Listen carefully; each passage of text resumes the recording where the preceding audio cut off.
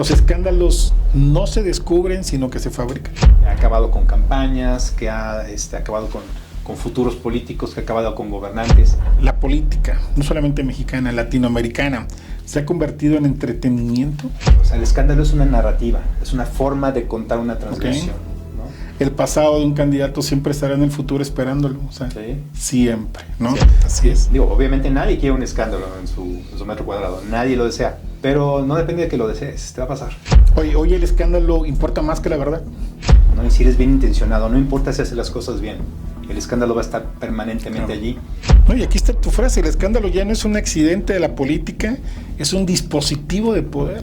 Desde luego que acaba con proyectos, el escándalo nos cuesta mucho socialmente. El deseo de participar tiene que ver también con el deseo de que eventualmente vas a tener que pagar ese precio. Soy Carlos Lorenzana, estamos en un capítulo más de Descifrando, reactivando nuevamente las temporadas del podcast y muy contento porque en esta ocasión me acompaña no solamente un gran amigo, sino un gran consultor a quien realmente admiro, Braulio González. Amigo, bienvenido aquí a tu espacio de Carlos. Descifrando aquí en el podcast.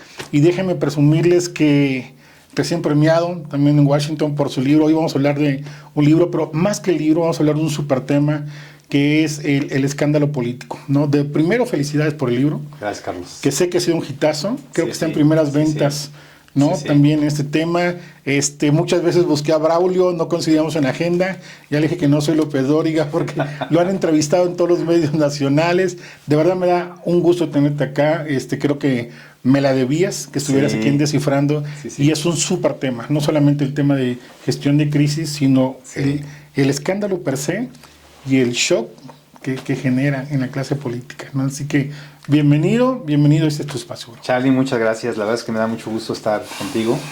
Evidentemente, bien correspondido, eres un consultor que admiro mucho por su temple, por sus características, por su método, por su visión de la política, de la comunicación política, desde luego, de la estrategia, por la concepción de poder.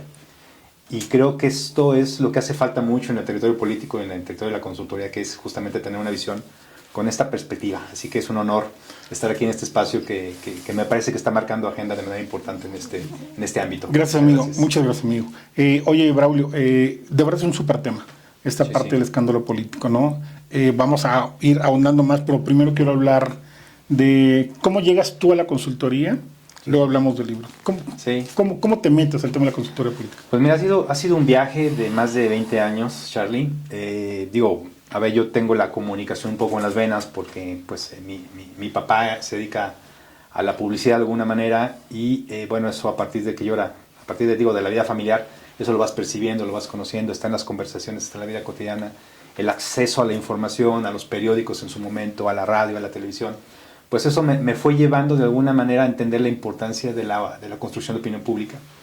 Y pues yo estudié comunicación, mi maestría también está en comunicación, hice periodismo y después ingresé a diversos ayuntamientos a coordinar gabinetes de comunicación política en varios estados y lo hice también a nivel federal, en alguna dependencia federal en algún momento, y lo hice también a nivel de gobierno del estado en Jalisco, y esto pues me permitió pues tener una amplia perspectiva de la comunicación política, del manejo del poder, de la construcción de autoridad, del manejo de crisis en los 3 niveles de gobierno y también en otra serie de experiencias con la iniciativa privada, con instituciones escolares, con organizaciones de la sociedad civil, en donde entiendes pues que la construcción de la política y del poder y de la autoridad necesita método, ¿no? Entonces, a grosso modo, aquí estoy después de estos 20 años, manejando mi consultora, Aspol Comunicación y Estrategia Política, de manera directa desde hace pues ya más de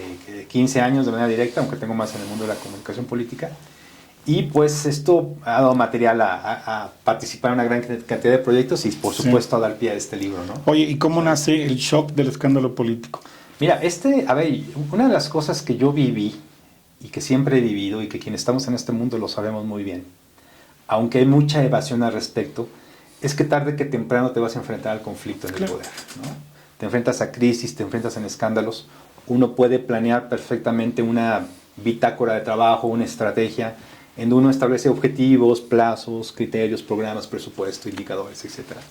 Y uno espera, o eso es lo que uno desea, que la estrategia curse así todo el tiempo y que llegue a los objetivos, pues porque estás haciendo lo que dice el papelito que planeaste. Pero la verdad de las cosas es que en la política las cosas se mueven diferente, Carlos, ¿no?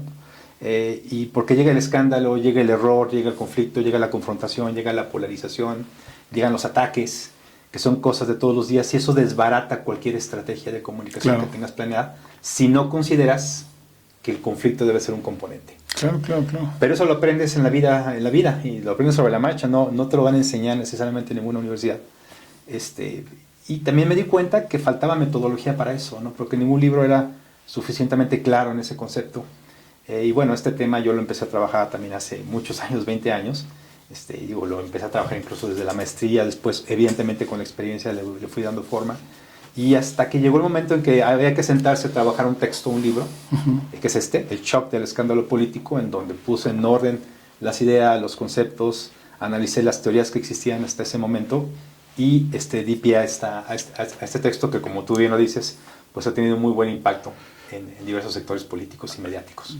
Te voy a decir algo, me sorprendió el libro, de verdad, o sea, lo terminé de leer con mucha gratitud. Dicen que un buen libro es el que lo abres con expectativa y lo cierras con mucha satisfacción, y creo que tu libro cumple totalmente eso, ¿no? Sí. Es un libro que se percibe tu experiencia en el manejo de crisis, en la gestión del escándalo, o sea, no es un libro, sí tiene mucho sustento metodológico, por supuesto, pero no es un libro técnico, o sea, tú lo vas leyendo y tú percibes que estuviste ahí. O sea, claro, citas muchos ejemplos latinoamericanos, hispanos, bueno, de todos lados, pero se percibe que vives el conflicto, que estás en el conflicto, que lo entendiste, porque aparte lo que tú desarrollas es una metodología propia.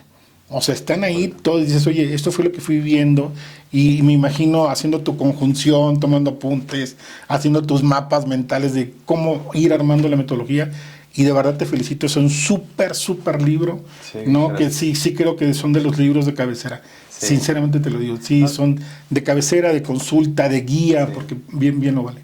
Fíjate que tuve la oportunidad de conversar con John Thompson.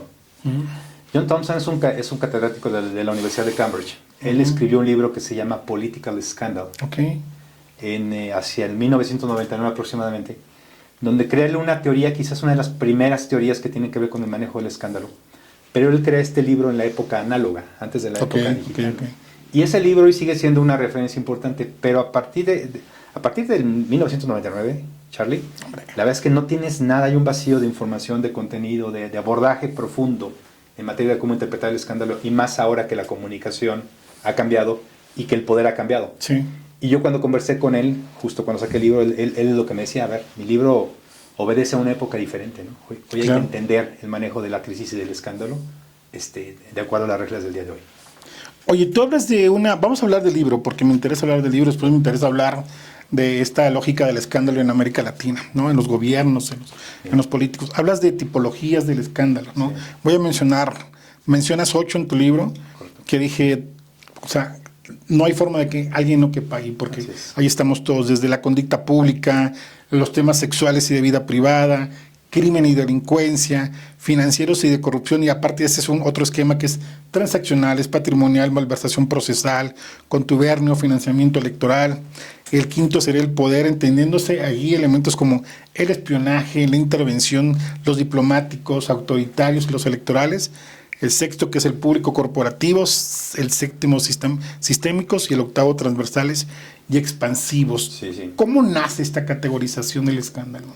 Mira, a ver, en la política tarde que temprano todos los políticos caen en un escándalo, claro, ¿no?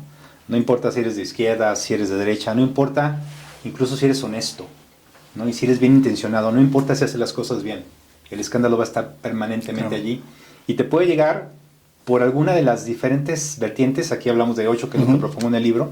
La tradición habla de 3 tipos de escándalos, que es escándalos de carácter sexual, escándalos de corrupción y escándalos de poder, ¿no?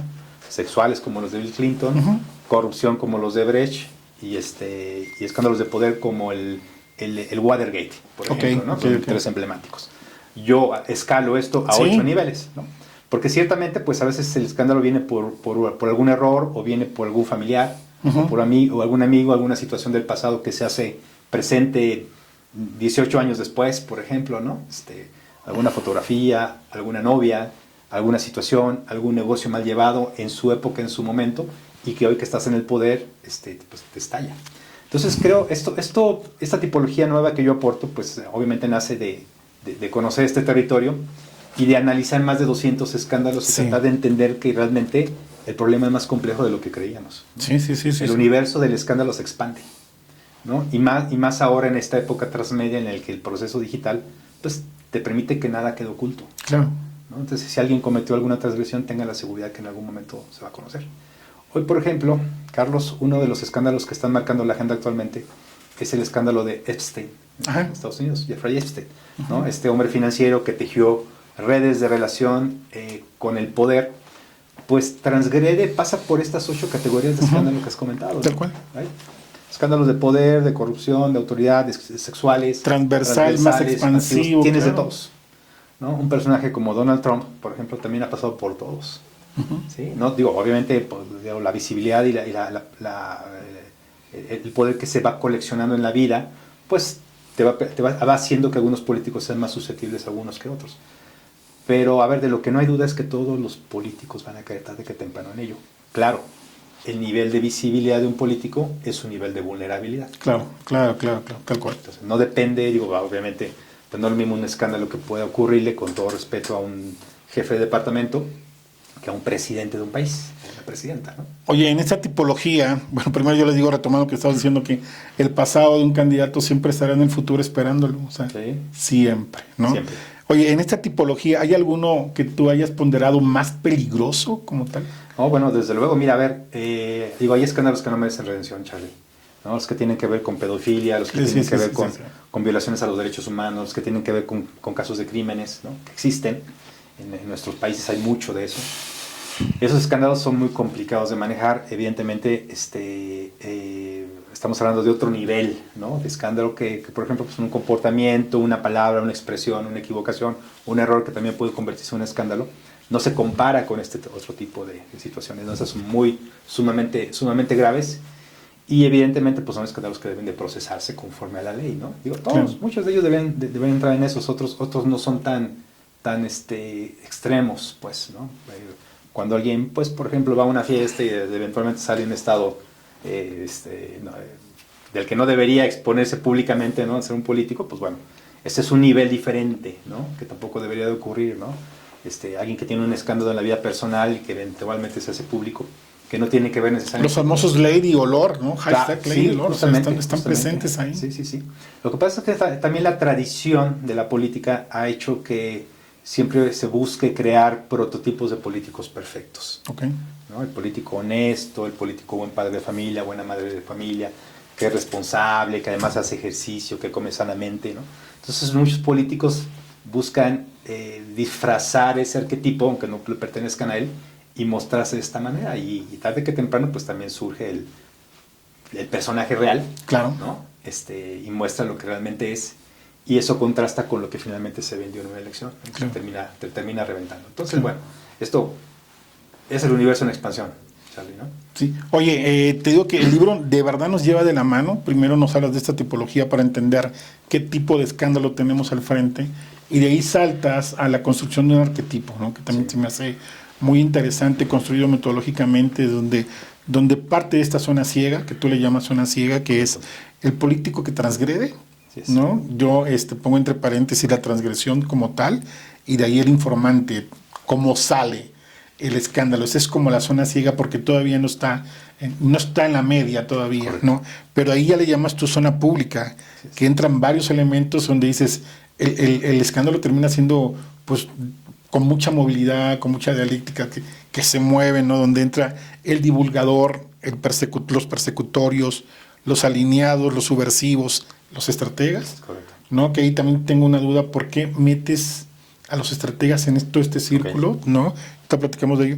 Los concurrentes y los que terminan siendo resolutores, ¿no? Es correcto. Todo tu esquema también se me hace muy interesante de cómo tú identificas ese tema de cómo nace el escándalo. Yo ayer platicaba algo en el sentido de decir, oye, y lo hacía con referencia a una negociación. Digo, para entender una negociación, yo algo que le denomino el momento fundante, que es de dónde nace todo esto, para ir entendiendo estas cosas, que creo que es también este punto donde tú juegas hay una zona ciega, ¿no? Que para mí sería como ese momento fundante, es decir, ¿dónde nace este asunto? Y de ahí, ¿cómo explota cuando sale ya a lo público, ¿no?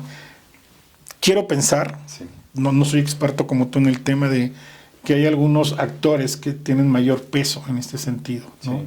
¿Qué es lo que más tú observas en todo este juego cuando vas a darle cabida a la solución de este escándalo? Ok, a ver, hay un concepto que en el libro introduzco que se llama el scandal story, ¿no? Que es cómo se cuenta la historia, sí, y cómo transcurre. Y estas fases que acabas de comentar, es decir, una situación es como tú lo has referido, cuando ocurre la transgresión, pero el escándalo realmente revienta cuando se hace público. El escándalo es un fenómeno comunicacional. Si no es el delito, no es la transgresión, no es lo que hace el político, sino cuando esto vuelve al espacio público. Y hay una manera en cómo transita eso al espacio público, ¿no? Que puede ser una revelación periodística, que puede ser una filtración, que puede ser un error, que puede ser la declaración de un funcionario, que puede ser una acusación, que puede ser un debate, por ejemplo. Ahí es muy interesante cómo esto sucede, ¿no? Y bueno, cada escándalo viene a eso, ¿no? El escándalo de Odebrecht, por ejemplo, pues fue una carpeta olvidada, ¿no? Sí, por ahí donde venían, digo que una secretaria sacó y bueno, venían toda la información sobre a quién se le había dado, con quién se había cometido corrupción en América Latina y demás. Entonces, bueno, por ejemplo, cada escándalo tiene su propia manera en cómo transita el espacio ciego al espacio público. Y ahí pasan todas estas cosas que tú comentas. El universo se empieza a transformar, pero existe una secuencia de cómo sucede eso. Sí. Cuando ocurre un escándalo, quien entiende y quien lee el libro y quien ha estado en esto, sabe que viene, Charlie. Eso es interesante. El libro proporciona ese mapa. Sí. A ver, reventó este escándalo, ¿cuáles son las etapas del escándalo? Sí. O sea, ¿qué viene? ¿Qué va a suceder? ¿Quién va a intervenir? ¿No? ¿Quiénes son mis resolutores? ¿Quiénes son mis acusatorios? ¿No? ¿Qué estrategia tiene, ahí donde entran los estrategas, qué estrategia tiene el opositor o el que está en contra o que está aprovechando el escándalo del otro para construir una reputación, y qué estrategias defensivas se utilizan ¿Por qué entran los estrategas en este marco conceptual? Porque los estrategas le dan narrativa al escándalo. O sea, el escándalo es una narrativa, es una forma de contar una transgresión, ¿no? Al final del día es eso, es una dramatización, evidentemente no por ello digo que falsa, pero es una manera en cómo comunicas la transgresión, y cómo eso tiene efectos en la opinión pública, y en ese proceso de contar la historia, de defenderse, de acusar, de señalar, de utilizar medios de comunicación, de definir a través de qué vehículos ocurre todo esto, ahí entra la estrategia. Desde luego. Entonces hay un elemento allí que generalmente es, hombre, a ver, los consultores y estrategas solemos ser invisibles, ¿no? En este proceso no estamos en la primera línea. No, por eso mi pregunta, ¿no? Pero la trascendencia que tiene lo que se decide y lo que se comenta es muy fuerte. ¿No? Es muy fuerte porque realmente orientan y contribuyen a que el político tenga una manera de enfrentar el escándalo o de padecerlo. ¿Sí? Entonces allí entra esa cuestión. Y bueno, el libro pues, lo refiere como un elemento, como un componente importante del proceso, ¿no? Oye, Braulio, tu libro habla, lo que me decías ahorita, es Story Scandal, ¿no? Y todas las fases, cómo se va dando esta secuencia, desde la transgresión, la detonación, la escalabilidad, la reacción, la ruptura, la implicación y la perspectiva, ¿no? ¿Cuál es esta etapa que tú es donde dices, esta sí la tengo que cuidar porque si no se me va a reventar, ¿no? Sí, bueno, la estrategia puede intervenir en todos los niveles. Claro. ¿No? Depende en qué momento se requiera, digamos, la gestión del escándalo. A ver, un escándalo es un tema de método, siempre, que requiere estrategia, ¿no? Y muchas veces el pánico impide que un político piense con claridad en cómo atender una situación que le ha reventado intempestivamente, porque no siempre avisan los escándalos, no suceden, revientan en redes sociales, revientan en espacios públicos, políticos, etcétera, en medios de comunicación. Y eso, bueno, pues va deteriorando obviamente la reputación de un político si no se actúa de alguna manera contundente. Y ahí hay un montón de estrategias que hablaremos de ellas, pero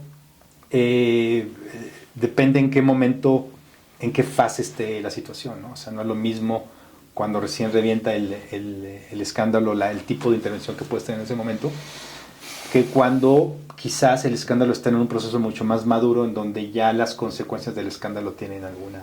¿Hablas desde la lógica de la estrategia del consultor o del político como tal?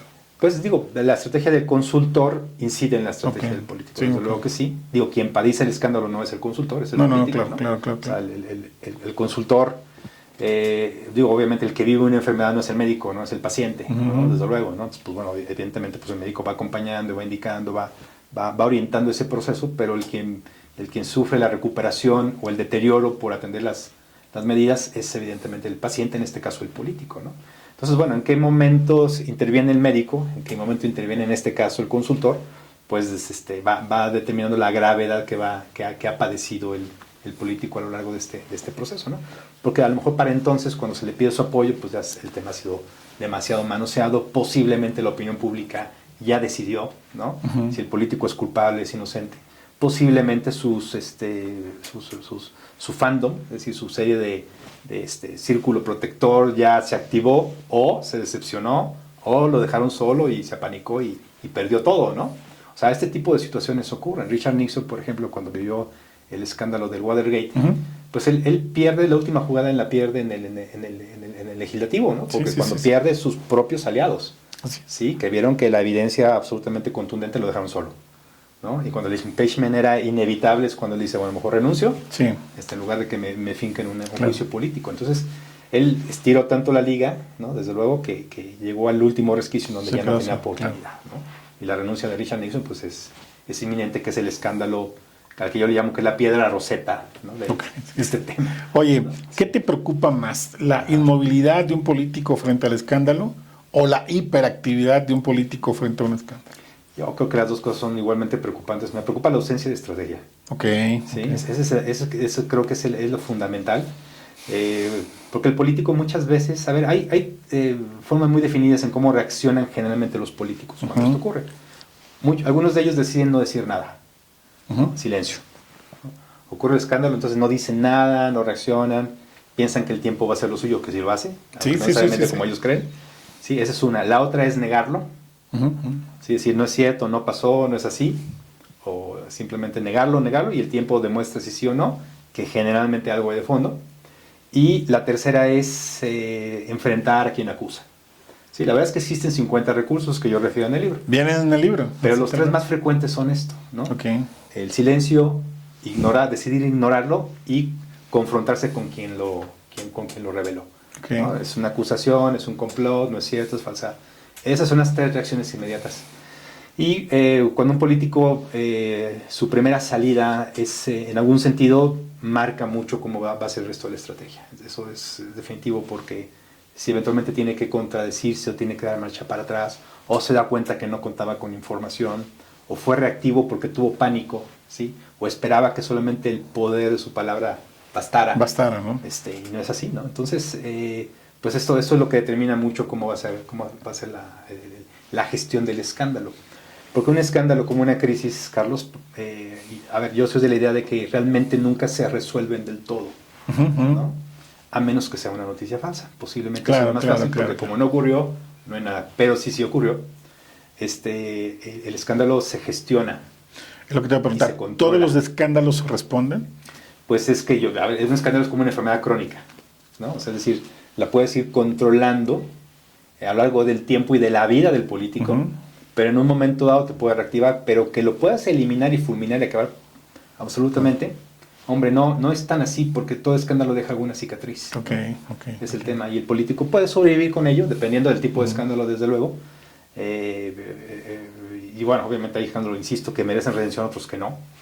Pero bueno, pues depende evidentemente de cómo lo logre hacer. O sea, depende de sus relaciones políticas, depende de sus relaciones con los medios, depende de su capacidad para establecer una narrativa, depende de lo que haya construido previamente con una comunidad que pueda colchonar y absorber un impacto de estas características, ¿no? Entonces, bueno, hay muchos elementos que forman parte de la ecuación. Oye, amigo, hablas del político rockstar. Sí. ¿Qué es para el público? Comentarle que es un político rockstar para ti, en esta lógica del escándalo. Hay una... A ver, los políticos son diferentes en cada etapa y en cada época. Hoy estamos en una etapa en la que el político siente que tiene que ser frívolo. ¿No? ¿sí? Que tiene que bailar y que tiene que contar chistes, que tiene que ser súper agradable, abrazar a la viejita, cargar al niño, pasear al perro, contar chistes en el escenario, caer bien, ¿no? Entonces tenemos un político que está empeñado en ese proceso de ser absurdamente y estúpidamente divertido y simpático. Y eso coloca al político en una esfera de vulnerabilidad tremenda, ¿no? Porque obviamente la política se trata de resolver problemas todo el tiempo. Sí, ¿no? Yo le digo, abracen el conflicto. Por supuesto, abracen el conflicto, porque se lo van a encontrar. O sea, los gobiernos existen porque existen problemas, ¿no? Tenemos problemas de seguridad, de educación, de economía, de salud, de personas de la tercera edad, de todo tipo, y la política lo que hace es buscar y aportar soluciones.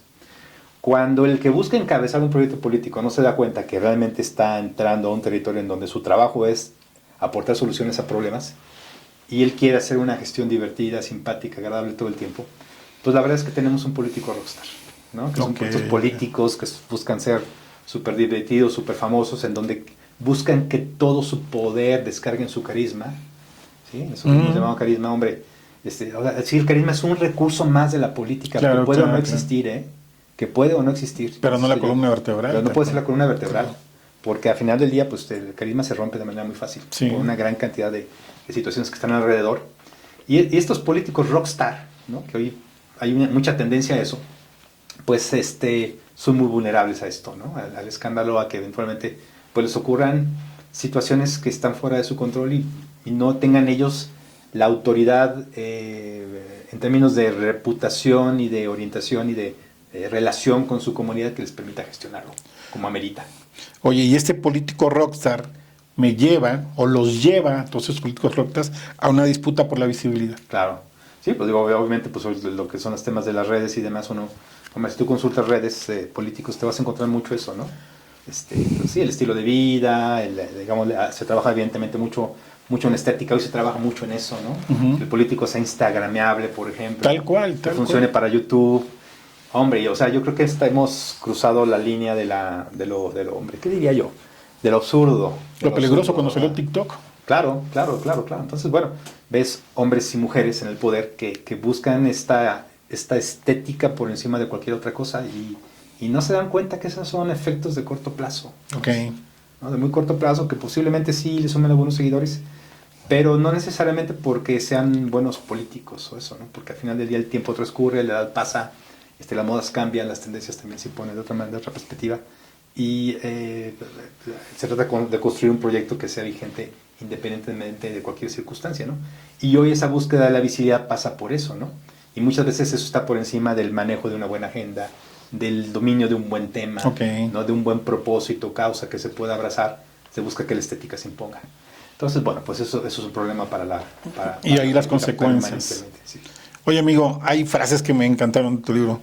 Ningún poder es invulnerable, ningún poder es inquebrantable. Todos tienen un punto de inflexión. Absolutamente. Todo el mundo, digo, a ver, muchas veces cuando un político gana, con mucha contundencia, uno dice, este político se va a quedar aquí 6 años, 12 años, nadie va a mover este partido político nunca, ¿no? Y la verdad de las cosas es que la vida pasa, ¿no? Y los problemas llegan, y el poder se reconfigura, y llegan los ajustes de cuentas desde la política, ¿no? Y la vida cotidiana y el mundo transcurre y se mueve, y eso mueve las primeras impresiones que puedan existir sobre una persona que en un momento determinado parezca invulnerable. Pero eso no sucede solo, ¿no? O sea, evidentemente pues, necesitas que haya estrategias en los diversos niveles que busquen disputar el poder, conseguirlo, gestionarlo para llegar a eso, ¿no? Muchas veces en ese proceso pues hay que pagar costos, hay que dedicarle tiempo en ese proceso, pero todo político tiene su vulnerabilidad. Claro. Sí, mira, hay una imagen ahí que a mí que me fascina del Caballero de la Noche, en donde está Batman con el Joker, ¿no? El Joker está preso y Batman va a verlo porque él no entiende de qué se trata el conflicto del Joker, ¿no? Dice, oye, a ver, ¿qué te pasa? ¿Por qué me quieres matar? ¿No? ¿Qué te debo? Y el Joker lo mira y le dice, es que yo no te quiero matar, no has entendido, tú me complementas. Claro. Tú me complementas. Claro. Sin ti, yo no tengo sentido. Y en la política es eso, o sea, el poder necesita contrastes, necesita diferenciaciones, necesita buenos y malos, necesita una narrativa que te permita comprender y reflejar eso. Yo en algún momento lo comenté de Claudia y Trump. O sea, son tan complementarios los dos, ¿no? Sí. Sí, aunque en ese caso muchas veces el deseo de llevar una buena relación, Charlie, termina colapsando y termina debilitando a... No, me refiero al final del día en esa necesidad narrativa, o sea, tal cual. Sí, entonces sí. No, o sea, los dos estaban ahí y creo que la analogía que haces de Batman es puntual en ese Funciona, sentido. es que es real el contraste, por eso en la política el contraste es necesario. La estrategia. Es fundamental. Tú y yo hemos coincidido en muchas cosas, Sí. pero me parece que la perspectiva de entender que el conflicto es un recurso del poder, Sí. ¿sí? Y es un recurso de la gestión y de la comunicación, no todo el mundo lo comprende. No, y aquí está tu frase, el escándalo ya no es un accidente de la política, es un dispositivo de poder. Pues desde luego que sí, porque eso te permite captar una atención fundamental relevante en un momento determinado y eso te mueve opinión pública. Claro, Sí. ¿no? Y te cambia el equilibrio de las cosas. Así es. Digo, obviamente nadie quiere un escándalo en su metro cuadrado, nadie lo desea, pero no depende de que lo desees, te va a pasar. Va a pasar, o sea, si no lo he vivido, va directamente para allá, ¿no? Oye, gestionar escándalos es estrategia, dices, no es solo comunicación reactiva. Sí, claro, es un tema, claro. Y el tema es que hay que tener método. Claro. Es el tema. Muchos políticos, la mayor parte de los políticos se enfrentan a un escándalo sin tener idea de cómo se come eso, ¿no? Esto cómo lo contesto, ¿no? Sí. A ver, sube un post. Y no se preparan. Saca claro. un boletín de prensa, ¿no? Demos una conferencia de prensa. Entonces, hombre, recurren a herramientas elementales sin investigar, sin meterse a interpretar cuál es el conflicto de fondo, cuáles pueden ser las consecuencias de una reacción. Y bueno, evidentemente, pues, cuando comprendes que se trata de un tema de estrategia y de método, y eso lo tienes incorporado como parte de tu gestión estratégica, porque esto no empieza cuando te llega el escándalo, eso tiene que empezar mucho antes, ¿no? Claro. Cuando empiezas a construir reputación política, cuando empiezas una campaña electoral, lo estás planeando, ¿no? Claro. No el día que inicie ya vas tarde, no, cuando lo estás planeando, cuando quieres hacer presencia política y social, desde cualquier nodo de poder, no solamente es la política, puede ser la educación, puede ser la ciencia, puede ser la cultura, puede ser el deporte, la farándula, ¿no? Que son espacios en donde también los escándalos son muy recurrentes. Lo educativo que me decías, que es claro. Lo educativo, desde luego, que es un área de conflicto permanente, constante. Permanente. Muy frecuente, ¿no? Digo, hay intereses sociales, políticos, institucionales, académicos, de todo tipo en la sociedad. No todo está en el espacio gubernamental, ¿sí? O en el espacio de la legislatura, sino pues en la gestión cotidiana de la autoridad y del poder. Claro. Entonces, bueno, aquí por ello el comprender que el manejo de la crisis y del escándalo es esencial para una gestión. Y si no lo ves así, el día que te ocurra, vas tarde. Sí. Amigo, vivimos en la era del escándalo. Así es. ¿No? O sea, así marcado en ese sentido, el político rockstar, ¿no? Este juego por la visibilidad. Este tema de vivir en el escándalo o en la era del escándalo es por atender el mercado de la atención tal cual, marcado por las redes sociales. Pues eso ha incrementado mucho. A ver, la política necesita visibilidad, toda la vida lo ha necesitado. Solamente que pues cada época impone sus propias formas, maneras de poder percibir dónde está el poder, ¿no? Hoy las redes sociales, por supuesto que nos marcan, y el entorno digital en lo general nos marca el cómo se percibe la política, porque la política se comprende a partir de las narrativas que vemos ahí. ¿Sí? Antes las leíamos o las escuchábamos, bueno, sigue sucediendo eso. Obviamente para mí la radio, la televisión, la prensa siguen teniendo un papel relevante, pero bueno, todo pasa hoy por este medio que es el entorno digital. Entonces, pues ahí tenemos un problema de atención, desde luego, ¿no? Porque pues estamos constantemente expuestos a una gran cantidad de contenidos, todos los consumimos, pero consumimos aquellos contenidos que son más dramáticos. Ok, Charlie. claro. ¿No? El drama nos llama permanentemente como seres humanos. Nos gusta. Nos gusta el drama, o sea, no son los medios de comunicación, somos nosotros como seres humanos, Okay. que estamos expuestos al drama y que nos interesa y nos preocupa porque exacerba nuestras emociones, ¿no? Okay. Es como cuando ves una película o lees un libro como que te mantiene la atención todo el tiempo. Sí. Bueno, pues dices, lo recomiendas o sugieres que tal película sea interesante. Cuando ves una película plana, pues dices, no, esta película no va. Pero a ver, toda proporción guardada con la política, eso es lo que ocurre, ¿no? Que lo más llamativo en la política es ese drama. Y ese drama pasa por las redes sociales que compiten con otro tipo de contenidos. Cuando el dramatismo dentro de la política es fuerte, captas atención. Ok, oye, no pareciera. Creo que cada vez es más fuerte que el escándalo domina la narrativa política, Sí. ¿no? Esto me lleva a pensar de que la política, no solamente mexicana, latinoamericana, se ha convertido en entretenimiento? Claro, claro. A ver, sí, mira, sí lo es, y en entretenimiento capitulado, ¿no? Porque Okay, un claro. escándalo tiene diversos momentos y se va contando de acuerdo a la información que va sucediendo, ¿no? Un momento es cuando estalla, pero otro momento es cuando reaccionas en defensa o en ofensa, o como sea, dentro de las 50 estrategias que ya he planteado aquí. Ujú. Otra forma es como los que están en contra de un político reaccionan y eso reconfigura el discurso, ¿no? Otro momento es cuando eventualmente eso pasa ya no solamente al territorio de la narrativa en los medios de comunicación, en las redes sociales, sino cuando se convierte en un proceso, digamos, oficializado, legalizado, en donde entran pues eventualmente la fiscalía, o entra Sí. el proceso al Congreso, o hay alguna auditoría, por ejemplo, en donde la narrativa se va nutriendo de esas investigaciones, ¿no? Entonces eso va estirando evidentemente Claro. esto y nutriendo el entretenimiento. Claro, Sí, claro, porque claro. pues eso se cuenta con una lógica que implique que la información que te estoy compartiendo llame la atención.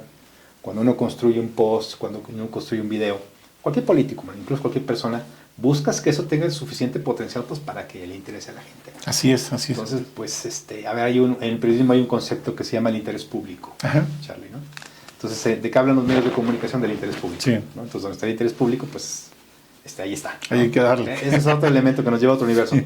Pero ciertamente, buscas eso, ¿no? Aquellos contenidos que no tienen ese ingrediente de entretenimiento, de exacerbar emociones, se mueren pronto. Ok. No se convierten en virales, no sobreviven, no avanzan, posiblemente no generan consecuencias. Pero el escándalo te da y te nutre. Oye, ¿el escándalo importa más que la verdad? Pues mira, depende si el escándalo es verdad o no. Okay. O sea, porque una noticia falsa puede generarte un escándalo hasta cierto nivel. Obviamente quien no sabe contener una noticia falsa sufre las consecuencias como si el escándalo fuera real, porque para la gente es real, ¿no? En tanto no existe el antídoto que es la verdad y no se tenga la capacidad suficiente para imponer esa verdad. Claro. Sí, eso es cuando una noticia falsa te real. Pero existen digamos, las noticias que realmente son malas, como es malas, ¿no? very real bad news. Ajá. Very real bad news, exactamente, que es real, que ciertamente hubo un escándalo, que hay una transgresión y eso pues te lleva a otro nivel y a otra forma de contarlo. Ahí las estrategias son diferentes. Hoy, hace algunos años recordarás que la Real Academia de la Lengua premió una palabra que se llamaba posverdad. Ah, sí, claro. ¿No? Y la posverdad significa esa condición que tenemos los seres humanos de dar por hecho aquello en lo que creemos. Así es. Independientemente de que tengamos o no tengamos evidencia de ello, ¿no? Entonces, para una persona puede ser un político absolutamente culpable aunque no lo sea. O absolutamente inocente. Claro, ¿no? Sí, le construyeron la narrativa a tal grado que suena verdad. Suena verdad. Entonces, bueno, ese es el tema, ¿no? Hombre, si el escándalo es verdad y existe una maquinaria comunicacional que lo fije como tal, el político tiene un problema serio, ¿no? No tiene capacidades sí. De ser. Oye, amigo, afirmas que el escándalo no es un accidente, ¿no? Que termina siendo esta herramienta de poder. Eso significa que para los políticos en América Latina, en México, los escándalos no se descubren, sino que se fabrican. En ocasiones sí. Ahora, sí, pero quisiera plantear un tema con relación a la primera parte de la pregunta. Ok. Porque es una herramienta de poder, depende para quién. Ok. O sea, no necesariamente es una herramienta de poder para quien sufre el escándalo, sino para quien está en contra del político. Es una herramienta de poder para el opositor. Puede ser también eventualmente una herramienta para quien vive el escándalo si eventualmente se dan las condiciones que le permitan darle vuelta. Darle vuelta, claro. Pues no todos los escándalos están en esa situación. Coincido. ¿Sí? No todos. Algunos sí, otros no. Entonces, muchas veces se asume de que, hombre, todo escándalo es revertible, no es así. Ni todos tienen la capacidad de salir de ahí. No, por supuesto que no. A veces la gravedad de la transgresión es la tumba para el político, o debe ser la tumba para el político, ciertamente, ¿no? Escándalos, como ya los comentábamos, de crimen, delincuencia organizada, etcétera, ¿no?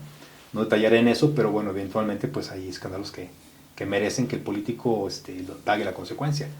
Y hay otro tipo de errores que merecen otro futuro, ¿no? Otra oportunidad. Claro. Entonces, bueno, ahí es donde yo creo que la estrategia hace su rol. La ética, desde luego, que también tiene un papel fundamental para decidir cuál es la ruta puede tener una situación de este tipo. Oye, ¿qué tanto pesa el temperamento, la inteligencia emocional de quien está viviendo el escándalo? Enormemente, enormemente. Mira, a ver, la sinopsis de mi libro empieza así, ¿no? Algún día será el día, ¿no? Sí. Y ese día será un día negro. Sí. Porque el escándalo habrá tocado a tu puerta. Sí. ¿Sí? Entonces, realmente, cuando le ocurre un escándalo a un político, el político reacciona. Hay una mezcla de emociones que pueden hacerlo llegar a diversos errores, ¿no? Porque pues ha sido revelado un secreto, porque ha sido exhibido ese político, porque alguna situación que él quería mantener en secreto ha sido ventilada, y eso pues lo ofusca, lo confunde y eventualmente hace que ese enojo que a veces siente por el error que él cometió muchas veces. Claro. Esa parte no hay que dejar de verla, pues lo terminen llevando a un territorio mucho más oscuro, ¿no? Y hay políticos que son más templados y que entienden que a veces las cosas hay que manejarlas de otra manera, ¿sí? Y si el equipo, además, sus consultores, su equipo de comunicación, su equipo político, comprende esta importancia de dominar las emociones, pues la posibilidad de que el político tenga un resultado diferente, no quiero decir que necesariamente salga adelante o que olvide o que resuelva el escándalo, sino que tenga quizás un efecto menor, ¿no? Depende del escándalo, yo insisto, o sea, aquí la parte de evaluar los alcances del escándalo no quiero dejar de mencionarlo, es importante, ¿no? Pero el temperamento pues marca también la ruta que se quiere seguir, ¿no? Que se pueda seguir. ¿La familia en el escándalo? Pues es parte evidentemente de lo que se vive, ¿no? Mira, cuando un político entra en este universo, debe saber que su familia va de por medio, aunque no quiera. Claro, es cierto. Porque está el nombre, porque están los hijos en la escuela, porque la esposa tiene vida social, familiar, lo que sea. Y eso pues eso alcanza diversos niveles de incidencia, ¿no? Para un personaje que está en este espacio. Un político debe comprender que la aventura política es para todo su entorno, ¿no? Eso para sus hermanos, amigos, familia. Y es público, pasado, yo les digo, tu vida va a ser pública, punto y aparte. Novias, exnovios, realmente esa presencia es mucho más amplia, ¿no? Entonces la decisión que tiene que tomar un político, pues tiene que revisar su pasado. ¿No? Es decir, hay que acordarse de la preparatoria. Oye, y les digo también, hay que hacer memoria. Le digo, que a ti no se te olvide que tus enemigos no sufren de amnesia. No, por supuesto que no. O sea, que lo deben tener muy claro. Siempre hay un tweet, te dicen, ¿no? Sí, aparte, no sé si pero siempre hay un expediente, siempre hay una tarjeta de crédito que se usó, siempre hay un reporte fiscal, siempre hay pasado, ¿no? Siempre tuviste pues, amigos que te acompañaron a fiesta, etcétera, ¿no? Hay testigos de tu vida, entonces, a ver, hablemos del tema, ¿no? Amigo, ¿el escándalo es hoy una herramienta eficaz para ganar una elección? Pues depende de las características y del manejo del escándalo.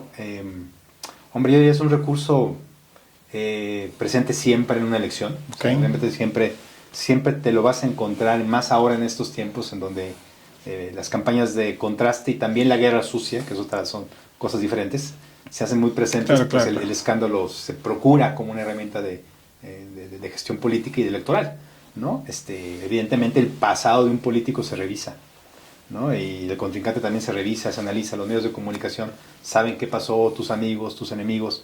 Desde luego que hay un cúmulo de historias alrededor de un personaje político público y eventualmente pues en una campaña electoral se activa un escándalo por esto, ¿no? El manejo del escándalo a lo largo de una elección, específicamente una elección, tiene un tiempo diferente a como ocurre cuando hay una gestión de gobierno, ¿no? Porque en la gestión de gobierno, bueno, el poder lo tienes ahí, ya no estás jugando la elección como tal, sí la estabilidad, sí el futuro de algún proyecto, pero en una elección estás jugando justamente un día en lo particular que es el día en el que se vota, ¿no? Y tienes pues la mercancía más importante o el recurso más importante, mejor puesto en esos términos, que es el voto de la gente, que se desprende de la confianza de que quieran votar por ti o no. Y un escándalo te puede hacer mucho daño si no se sabe responder a él oportunamente. Pero eventualmente sí se sabe manejar bien y no hay, digamos, circunstancias que sean absolutamente reveladoras o contundentes como las que he mencionado. Eventualmente puede ser una herramienta que pueda, por supuesto, catapultar a un político para que lo haga de una mejor manera. Aquí importa mucho el juego de reacciones que se puedan tener tanto de un lado por el otro. ¿No? Por eso la importancia de los consultores, ¿no? Sí, de los directores técnicos que a veces no los ves metiendo goles y no les toca, ni les toca pararse frente a la portería, pero orientan, conducen, dicen en dónde están las debilidades, ven la la perspectiva del escándalo desde otro lugar, tanto de un equipo como de otro, toman sus decisiones, pero también dependen de las decisiones del otro equipo de campaña, ¿no? Claro, claro. Entonces, bueno, eso te va ayudando a conformar una opinión pública. Ahí la investigación es fundamental, el seguimiento al social listening, para ver qué se comenta en redes sociales, cómo están todos los medios de comunicación, cómo está moviéndose el mundo político, pues te van dando indicadores del tipo de consecuencia que puedes tener con él, ¿no? Oye, amigo, hablemos del escándalo como tal, en el sentido de está esta visibilidad, está el político rockstar, está la influencia de las redes sociales, el mercado de la atención, la presión pública, ¿no? O sea, te voy a gestionar un escándalo. Sí. ¿Este escándalo termina siendo una nueva herramienta o es el nuevo marketing político? Mira, el subtítulo del libro es Sí. la estrategia del poder en la era transmedia. Transmedia. Sí, ¿no? sí, Entonces sí. aquí la palabra central. A ver, esto significa que un escándalo se diversifica en muchos medios de comunicación, en muchas expresiones políticas, ¿no?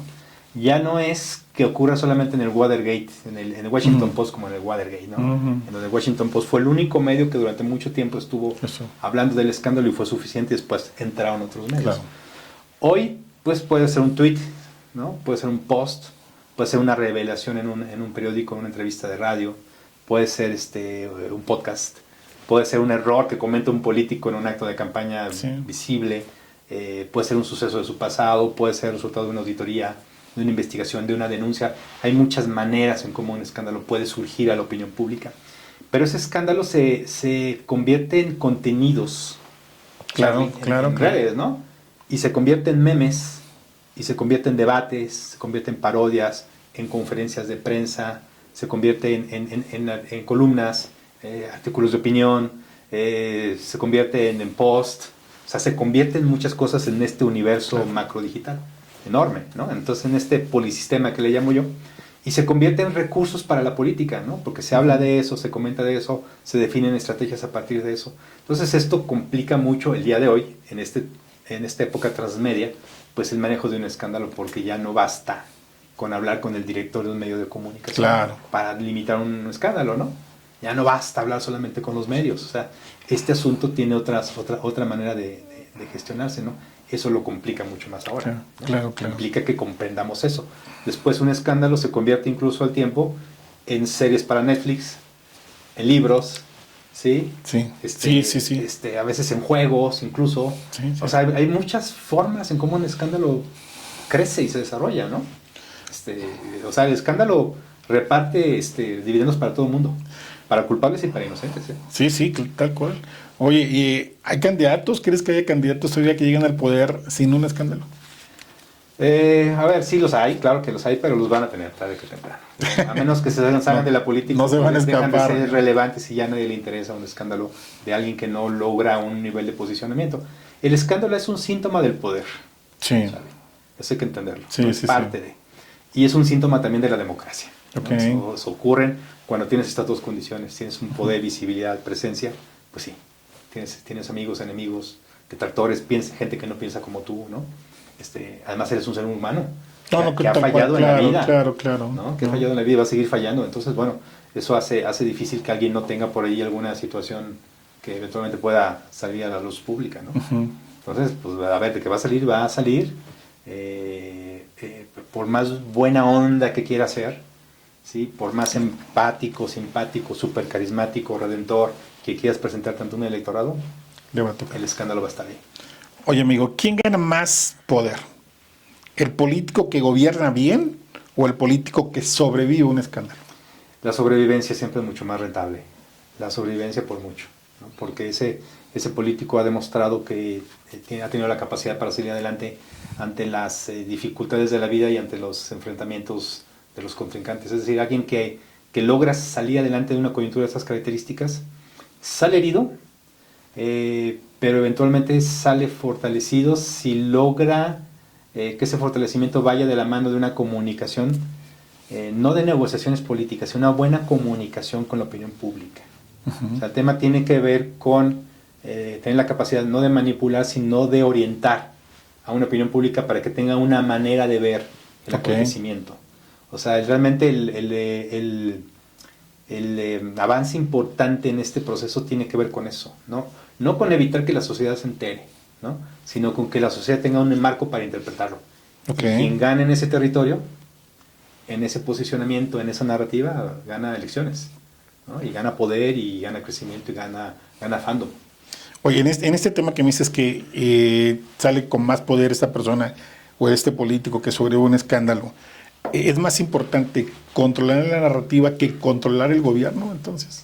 Yo creo que las cosas son fundamentales. ¿Sabe? Yo siempre le apuesto a una política responsable, ¿no? Okay. Que el político que sea un buen político, siempre hay que buscar eso, que sea un buen político, que tenga buenas ideas, que tenga buena política pública, que sea un personaje que sea un digno representante de la sociedad, que genere beneficios a la sociedad. Sí. A ver, digamos, yo cuando participo en un proyecto político busco eso, o sea, no solamente el crecimiento del personaje per se, sino realmente que haga cosas buenas. ¿Qué le vas a entregar a la gente a cambio del voto, ¿no? Claro. Y a cambio de que tú puedes enfrentar un gobierno, puedes estar delante de él. Entonces, creo que las dos cosas son fundamentales: la eficiencia de la política, evidentemente, y una muy buena gestión de comunicación que permita que esas buenas ideas salgan adelante. Y lo peor que nos puede pasar, y que ha pasado en muchos países, es tener malos políticos con buenas estrategias de comunicación que eventualmente logran manipular opiniones públicas y meter a sociedades en una burbuja de descomposición que se prolonga durante muchos años. Oye, amigo, por todo lo que hemos platicado, ¿un político sin escándalos es un político irrelevante? Pues sí, digamos que invisible, ¿no? Ok. Yo creo que sí es un político invisible. Sí existen políticos que a lo mejor no han vivido un escándalo, claro que los hay. Digamos, ninguno relevante, evidentemente, pues porque, como lo comenté, pues el escándalo es un síntoma del poder. Un político que no tiene ese poder, pues no ha sido cuestionado en esos términos, ¿no? Y es importante entenderlo. Digamos, una buena estrategia no necesariamente se define por evitar escándalos, sino por saberlos gestionar correctamente. Ok, ¿Sí? claro. Por eso, digamos, el entender el valor del conflicto dentro de la política es fundamental. Insisto, no se trata de mentir, o sea, en ningún momento he mencionado eso, ni se trata de manipular, sino se trata de crear marcos de entendimiento, de conversación, de referencia que permitan que la comunicación funcione bien, ¿no? Entonces es un mix de cosas, pero a ver, evidentemente hay que apostarle a la buena política siempre. Oye, ¿termina siendo el escándalo un precio por el poder? Sí, desde luego que sí, hay que pagar ese precio. Ok.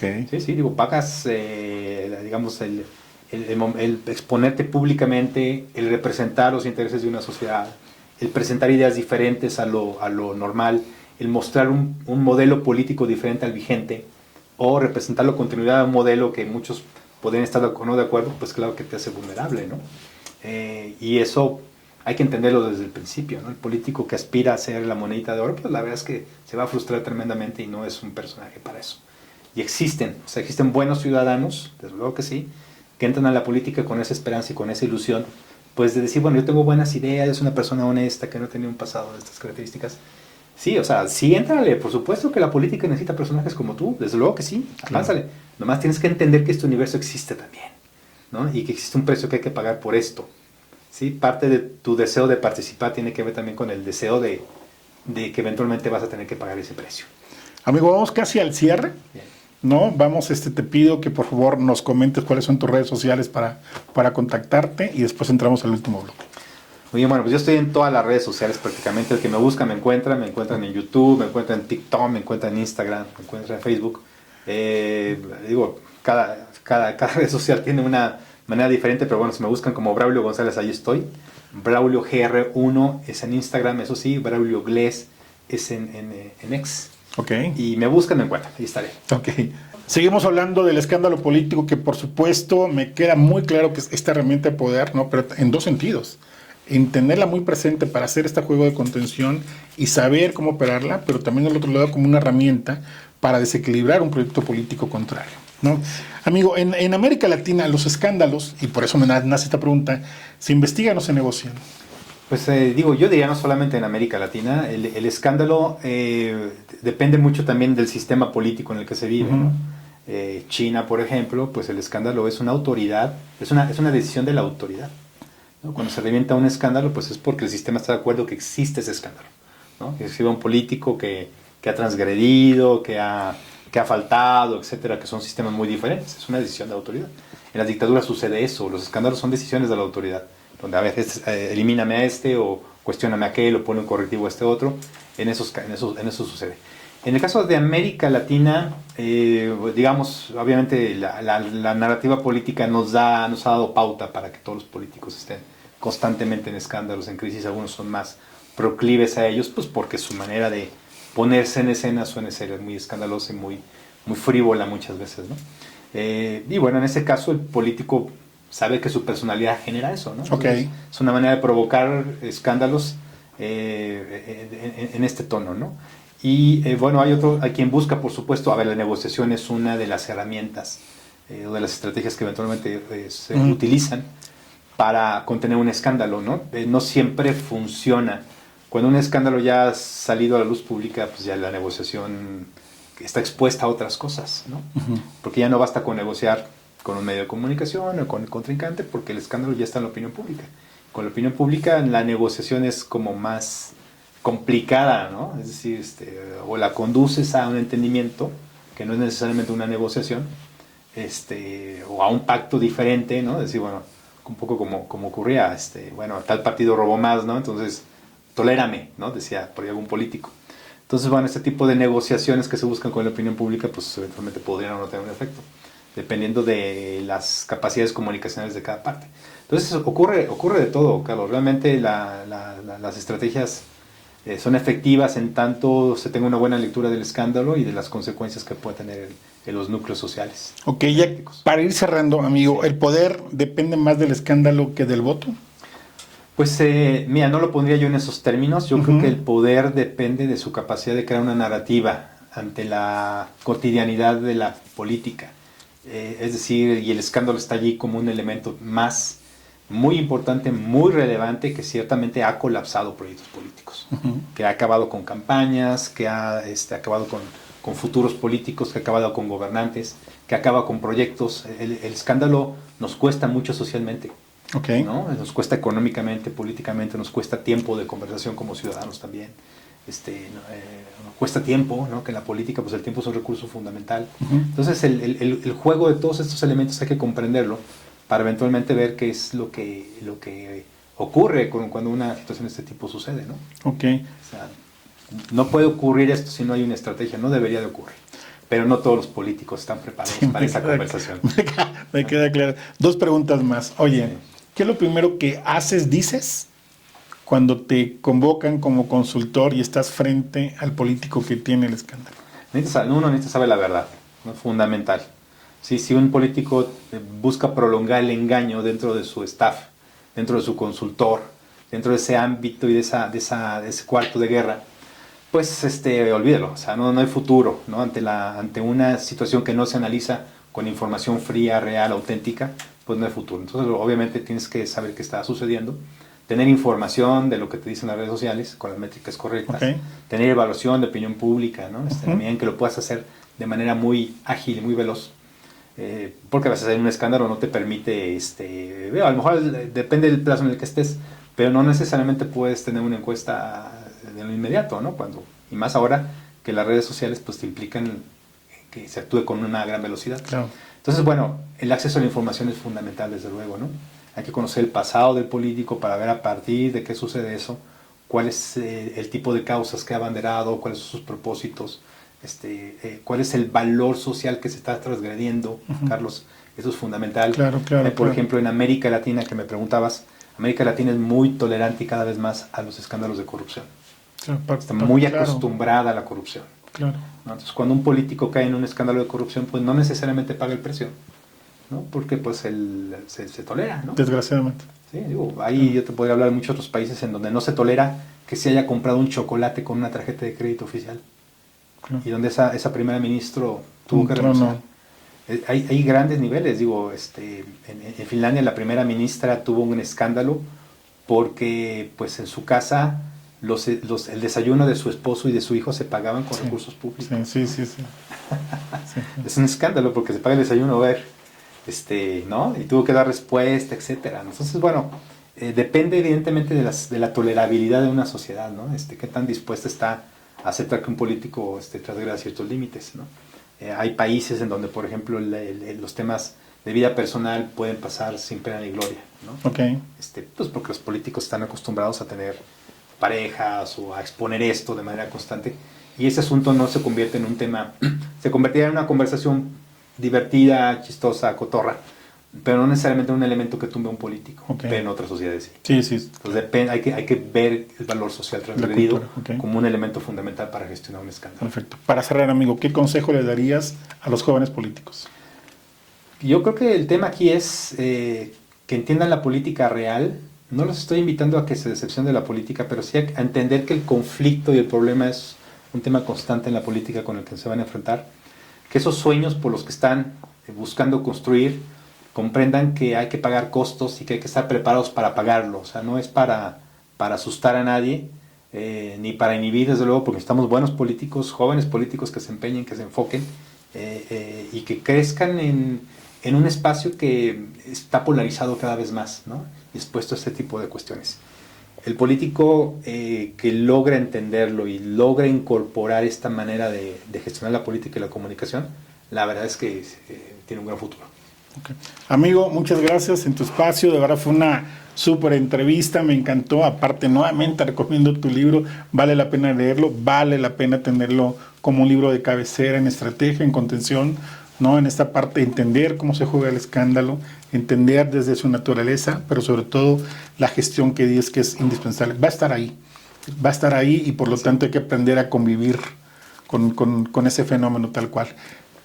Esto fue Descifrando con Braulio González y amigo, nuevamente muchas gracias. Me encantó la entrevista. Muchas gracias.